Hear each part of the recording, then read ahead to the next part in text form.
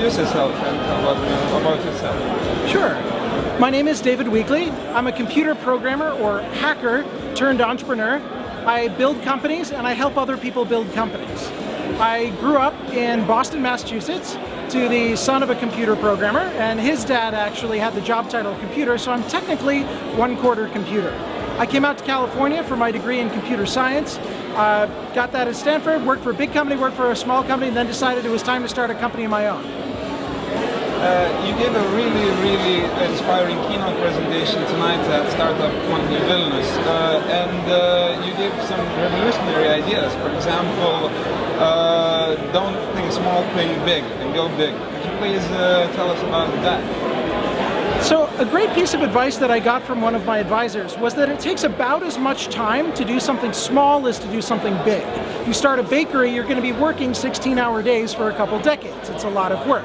If you start an international chain of bakeries, it takes about as much time. So you might as well go for a bigger idea. And you also said that cooperation and networking is very important in starting a successful business. Could you tell us a bit more about that? If you find good people at any point in your career, you should hold on to them for dear life. They are the best currency. Networking is really about helping other people. It's paying into the karma bank. People will remember that. People will know that you're a good guy. People will look for ways to help you. So don't be a jerk. They usually say that the main thing in a business is an idea. Do you agree with that? The idea in most great businesses is almost entirely worthless. Execution is everything. If I had told you, hey, it's a good idea to sell books online, you couldn't have made Amazon. It took a whole lot of hard work. Same goes for most great ideas. Don't be worried about sharing your idea. Be worried about being the best person in the world to execute that idea. And the way that you do that is you just start shipping. Don't sit on a good idea.